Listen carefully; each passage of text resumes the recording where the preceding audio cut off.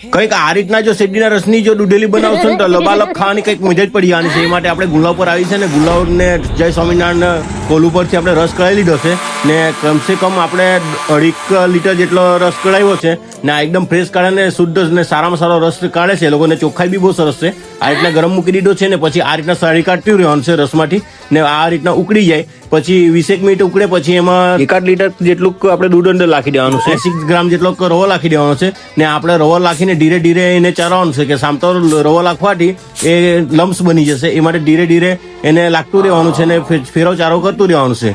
રવો નાખવા પહેલા 20 મિનિટ ને રવો નાખ્યા પછી 10 મિનિટ જેવું ચાળવાનું છે ને આપણો દૂધેલી તૈયાર થઈ ગઈ છે ને એમાં જે એલચી અને જાયફળ નાખી દીધું છે ડરીને એક જાયફળ જેટલું રાખવાનું છે ને 8-10 જેટલી એલચી રાખવાનું છે ને આ આપણું સ્ટ્રક્ચર આ રીતનું આવી ગયું છે. પછી આપણે ડીશ પર ઘી લગાવવાનું છે ને ઘી લગાવીને પછી આ 2 ડીશ આપણે ખાલી કરી દીધી છે ને બાબર સેટ કરી દીધું છે ને પછી ઉપર ખસખસ નાખી દીધી છે.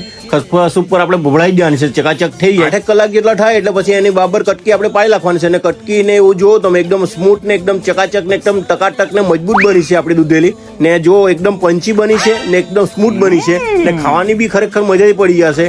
આવી જો દૂધેલી બની ને ખાવાની ખરેખર ઘાટી આવી જાય એટલે પછી આપણે તો લબાલબ ખાવાનું ચાલુ કર્યું ને તમે જો આ રીતના ખરેખર એકવાર જો રસની જો દૂધેલી બનાવશો ને તો ખાવાની મજા જ પડી જશે. તમને વિડીયો ગમ્યો હોય તો લાઈક ને ફોલો જરૂર કરજો.